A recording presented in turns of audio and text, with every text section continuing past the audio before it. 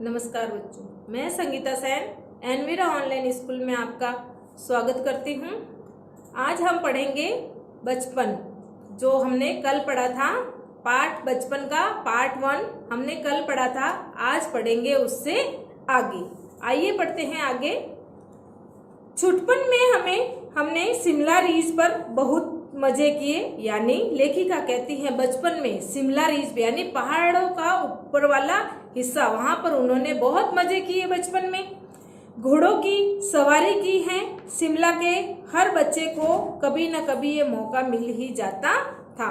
यानी लेखिका कहती है शिमला के पहाड़ों के ऊपरी छोर पर जाकर हमने बहुत मजे किए। और कहने का अर्थ है वहां पर घुड़सवारी भी प्रसिद्ध है। यानी घुड़सवारी वहां के लोगों के लिए आम बात है। वहां के लोगों में, वहां पे रहने वाले सभी बच्चों ने कभी न कभी घुड़सवारी जरूर की थी। और लेखिका ने भी शिमला में जाके घुड़सवारी का मजा लिया। हम जाने क्यों घोड़ों को कुछ कमतर करके समझते, उन पर हंसते थे। यानी हम घोड़ों को हमेशा, लेखिका कहती है हम घोड़ों को हमेशा कम समझते थे और उन पर हमेशा हंसते रहते थे। ननिहाल के घोड़े खूब हष्ट पुष्ट और खूबसूरत, यानी उनके ननिहाल में जो घोड़े थे वो खूब हष्ट पुष्ट और खूबसूरत थे। ननिहाल मतलब मम्मी का घर।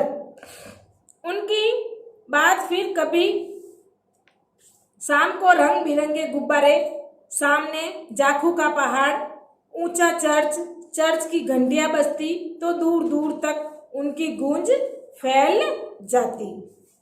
लगता इसके संगीत से प्रभु यीशु स्वयं कुछ कह रहे हो। यानी जाखू का पहाड़ है बहुत ऊंचा और वहां पर शाम का समय होता है। और शाम का समय जब होता है, आपको पता है कि गिरजाघर में ईसाई लोग होते हैं, वो सब प्रे करने के लिए, प्रार्थना करने के लिए जाते हैं और वहां पर घंटियां बजती रहती हैं। और ऐसा लगता है कि प्रभु यीशु कुछ कह रहे, यानी भगवान कुछ न कुछ कह रहे हैं। सामने आकाश पर सूर्यास्त हो रहा है, यानी संध्या का समय हो रहा है। गुलाबी सुनहरी धारियां नीले आसमान पर फैल रही है। यानी जैसे जैसे सूर्यास्त होता है तो आप देखते हो कि वो कलर अलग, गुलाबी धारियां सूर्यास्त की आसमान पर जैसे धीरे धीरे फैल रही है। दूर दूर फैले पहाड़ों के मुखड़े गहराने लगे। यानी जो पहाड़ अपने को साफ दिखाई देते थे वो गहराने लगे, यानी वहां पर अंधेरा होने लगा। और देखते ही देखते बत्तियां टिमटिमाने लगी। यानी जब अंधेरा होता है तो आपको पता है वहां पर बत्तियां, यानी लाइट ऑन हो जाती है, लाइट स्टार्ट कर देते हैं सब लोग और बत्तियां टिमटिमाने लगती हैं। सब अपने अपने घरों में, दुकानों में क्या जला लेते, लाइट जला लेते, तो वो बत्तियां वहां पर टिमटिमाने लगती हैं। रिज पर की रौनक और मॉल की दुकानों की चमक के भी क्या कहने। यानी रिज की रौनक, यानी पहाड़ी का ऊपर वाला हिस्सा है ना, उसकी रौनक जब सूर्यास्त होता है तो वो अलग ही नजारा दिखाई देता है। मॉल की दुकानों की चमक, और मॉल की दुकानों की चमक और भी बढ़ जाती है। किससे? लाइटों से, बत्तियों से। स्कैंडल पॉइंट की भीड़ से उभरता कोलाहल, यानी वहां पर स्कैंडल पॉइंट पे जहां पर लोग देखते रहते हैं और वहां पर कोलाहल होता रहता है। सर्वर स्कैंडल पॉइंट के ठीक सामने उन दिनों एक दुकान हुआ करती थी। यानी वो सर्वर को कहती है स्कैंडल पॉइंट है, उसके जस्ट सामने क्या एक दुकान हुआ करती थी, जिसके शोरूम में शिमला कालका ट्रेन का मॉडल बना हुआ था। यानी जिसके शोरूम में शिमला ट्रेन, जो शिमला में ट्रेन चलती थी, उसका क्या कालका ट्रेन का मॉडल बना हुआ था कि ऐसी ट्रेन है। कालका ट्रेन का क्या बना हुआ था वहां पर? मॉडल, यानी प्रतिरूप बना हुआ रखा हुआ था शोरूम में।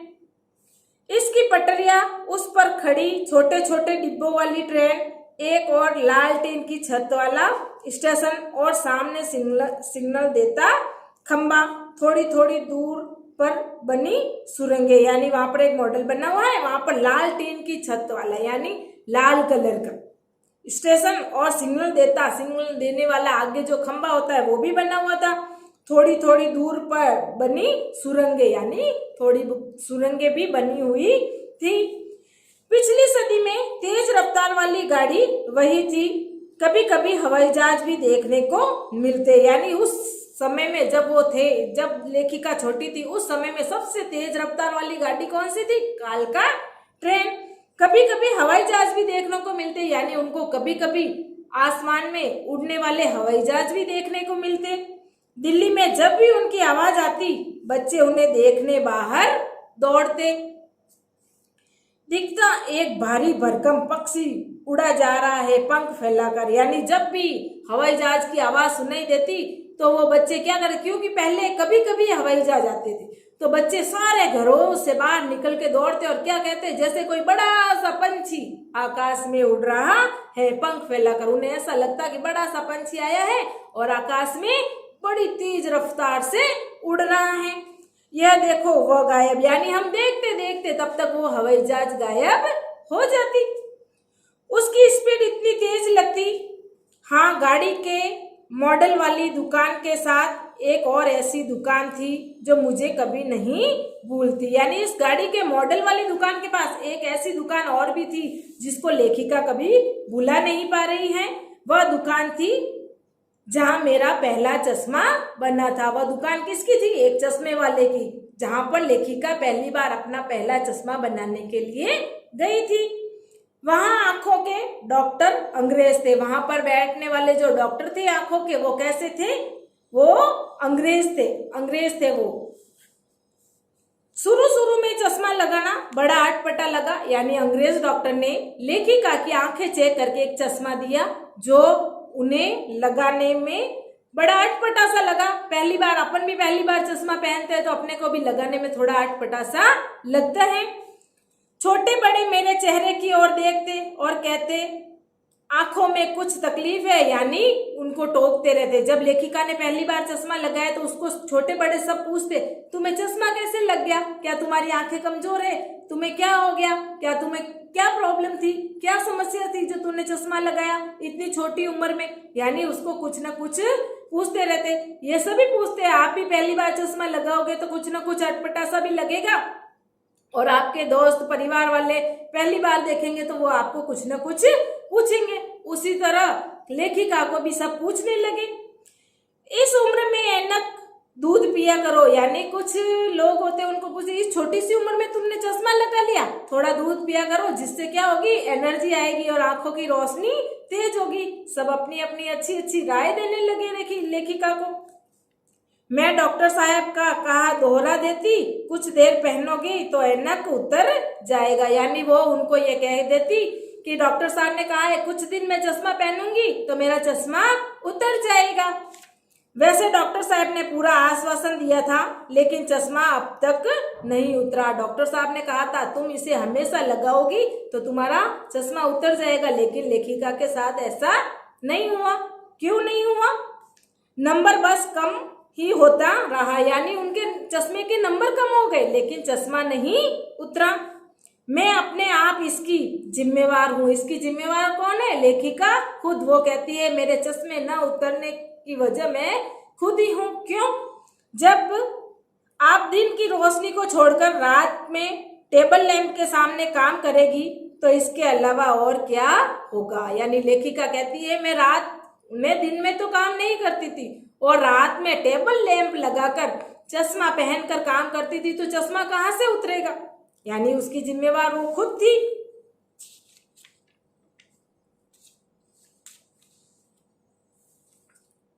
हाँ, जब पहली बार मैंने चश्मा लगाया तो मेरे एक चचेरे भाई ने मुझे छेड़ा, देखो देखो कैसी लग रही है। यानी आपके भी भाई बहन आपको छेड़ते होंगे जब पहली बार चश्मा लगाते हो, तो कुछ ना कुछ तो जरूर बोलते होंगे। उसी तरह लेखिका को अपने बचपन की याद आ रही है कि हाँ, मैंने जब पहली बार चश्मा लगाया था तो मेरे चचेरा भाई यानी जो चाचा का लड़का है उसने मेरे को खूब छेड़ा। देखते हैं वो क्या कहता है। आंख पर चश्मा लगाया ताकि सूझे दूर की। वो कहता है तूने आंख पर चश्मा इसलिए लगाया तेरे को दूर की दिखाई दे इसलिए। अब वो उसको और छेड़ रहा है।